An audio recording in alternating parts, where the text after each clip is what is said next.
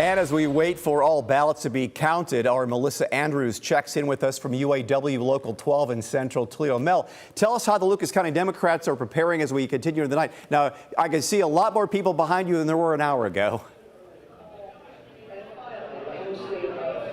Yeah, Dan, I'm estimating maybe about 200 people are here. They're enjoying food, drinks, and of course they're watching their national coverage.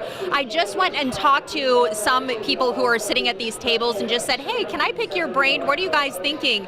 Are you positive?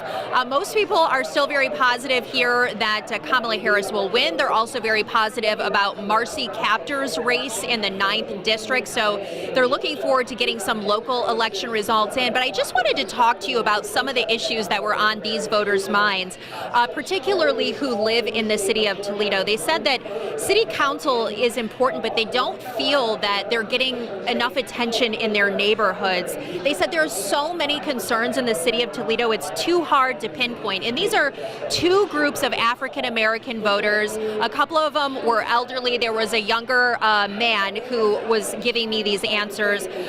They said that they've experienced that council members specifically will want to get their vote, but then they don't really know who they are. They don't hear from them, and they feel like the promises that were made are not kept. They said the central city has been abandoned.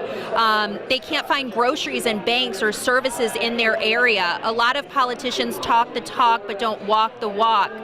Certain zip codes receive more funding and favor than others. Politicians, local ones, are asking me for my vote, and I expect something from them.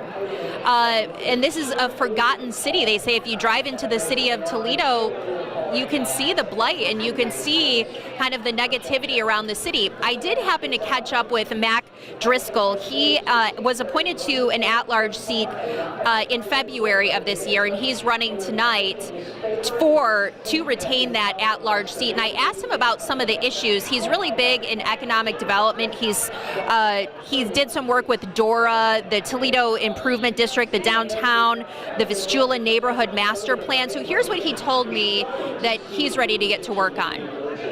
We need to make sure that from a city perspective, we are aiding and abetting these things by with our regulatory processes, making it possible to reinvest in our neighborhoods, by the monies that we get from the federal and state governments to make sure those are spent with a high impact in mind. So things around housing or good infrastructure that increases the quality of life in a neighborhood. I think we can do that, and I've got the experience and the expertise on how we can get that done.